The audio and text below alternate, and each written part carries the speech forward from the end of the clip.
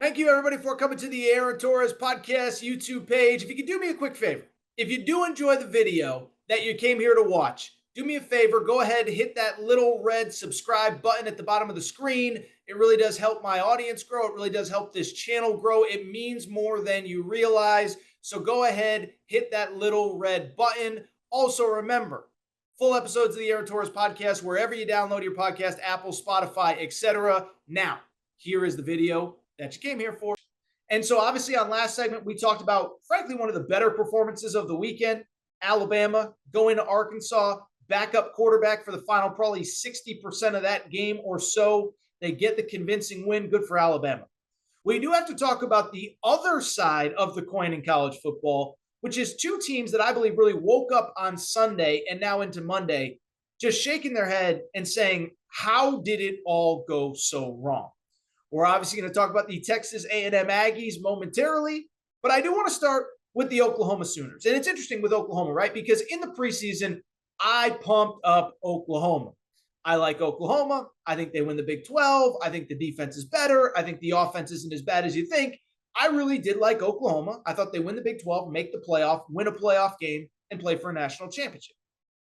Well, last Saturday, they lost at home to Kansas State. And at the time, like, I had a few of you, oh, Torres, you're just not going to talk about Oklahoma. And the way that I kind of looked at it was like, look, to me, it was kind of a one-off deal, right? Is that, it's a conference game, an opponent that has had Oklahoma's number through the years, and everybody outside of maybe Bama or Georgia, Ohio State, maybe everybody's going to take a loss at some point, right? And so I didn't know that I needed to overreact to Oklahoma. Now, it obviously put them behind the eight ball, but everything that I said they could do in the preseason was still on the table. Win the Big 12, go to the playoff. Then Saturday happened, and boy, oh boy, do I have to reconsider how I feel about Oklahoma. And I think every Oklahoma fan listening has to reevaluate how they feel about Oklahoma, because the Sooners, they went to Fort Worth, they played TCU, and it was, as the kids say, UGLY, you ain't got no alibi. That was ugly. Final score in this one, 55-24. And I think that's only the baseline of where we are at with Oklahoma. 55-24 was the final score. They gave up 668 yards of total offense. If you just watched this game, if you were flipping channels early in the day Saturday, every time you turned the game back on, it felt like TCU was ripping one off for about 60 or 70 yards. I believe four of their touchdown plays were of 30 yards or more. And then, oh, by the way, you know when it gets bad? When ABC decides that we're not even going to stick through the end of this game, we're going to put this on ESPN News and get immediately to the 3:30 window. So this got bumped to ESPN News with like 8 minutes left in the game. It shows you how bad it was, and it shows you how concerning things are with Oklahoma.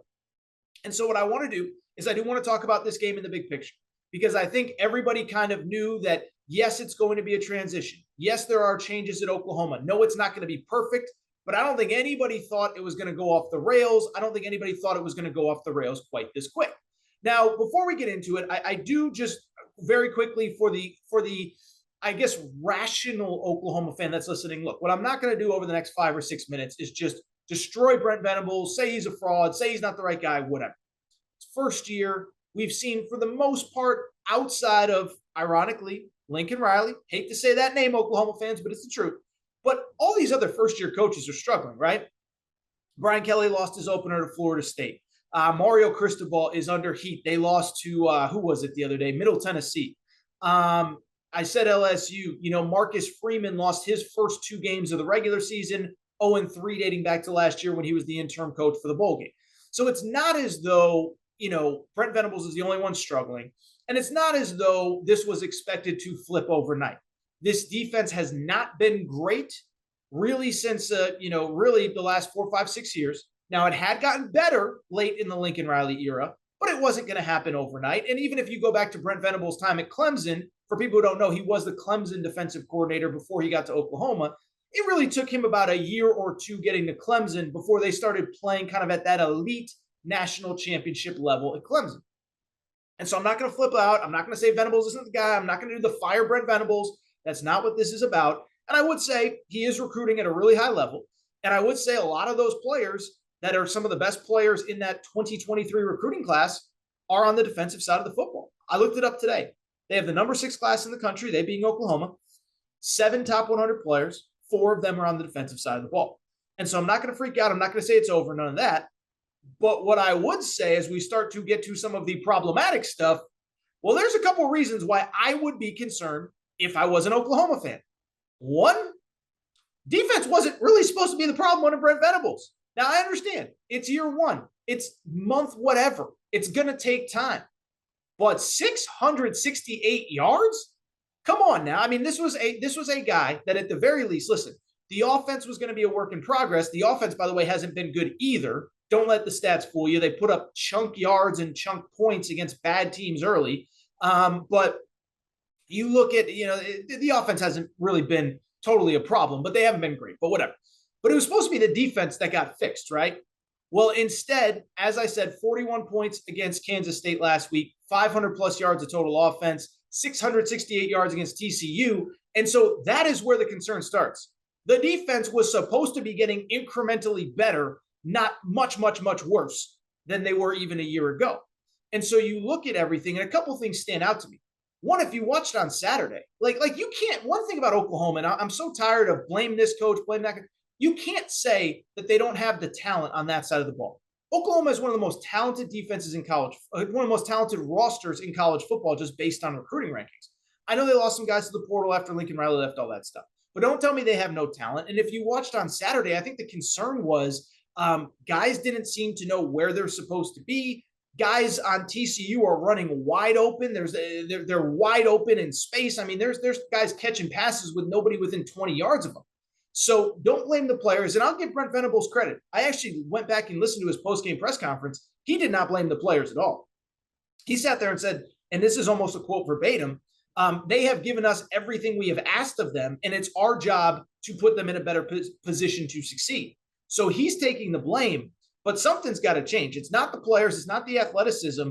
If the scheme is too complicated, you got to dumb it down. I don't have all the answers, as we're going to talk about with Jimbo Fisher in a second. I don't claim to be a scheme expert, but you got to do something.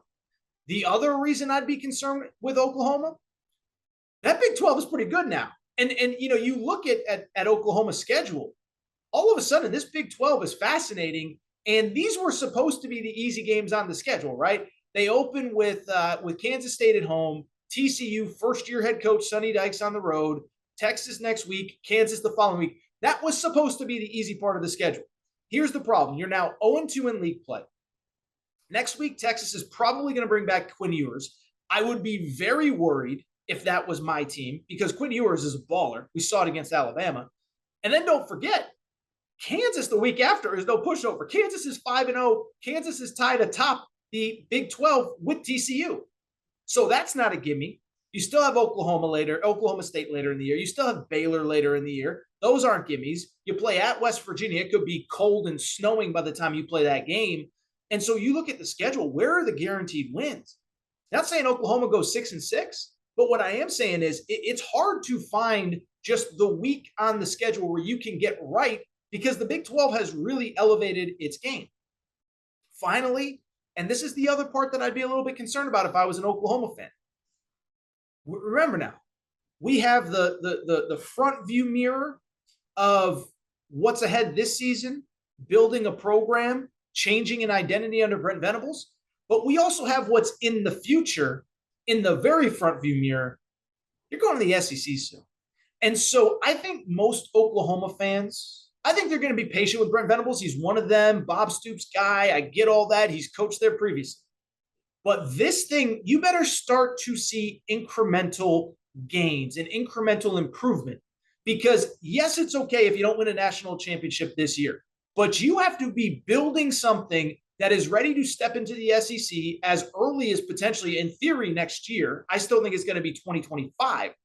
But in the next 3 years, that's ready to compete. I think everybody will take a few losses this year if it means that there's growing pains that are going to make you better for the SEC. But you still got to show something that makes us feel confident. Because as good as I just said Kansas is this year and Kansas State is and West Virginia could be tough on the road, West Virginia ain't nothing like going to Georgia. West Virginia ain't nothing like going to Florida. West Virginia ain't nothing like going to LSU. playing Georgia at home, playing Bama at home. These are the games that you're going to play. Oh, by the way, Lane Kiffin has things rolling at Ole Miss. Josh Heupel has things rolling at Tennessee. Mark Stoops has things rolling at Kentucky. I'm not saying all these guys and all these coaches are going to be there and all these programs aren't going to be at the highest level when Brent Venables and Oklahoma eventually get to the SEC. But there's going to be 2 or 3 super elite programs that can win it all. And then 2 or 3 really good top 10 to 12 programs like Ole Miss, like Kentucky, like Tennessee are this season. And so if I'm Brent Venables, if I'm Oklahoma, I would be a little bit worried right now. Not because Rome is crumbling and it'll never get solved and will never be a relevant program again. I saw some of that on Saturday on social media, is that Oklahoma's the next Nebraska. I don't know that I buy that. But what I do buy, you got to show some signs of improvement because you got a tough conference this year and you are headed to the toughest conference in college football in anywhere no more than 3 years from now. I'm not saying I'm bailing on Brent Venables, but I am starting to get concerned.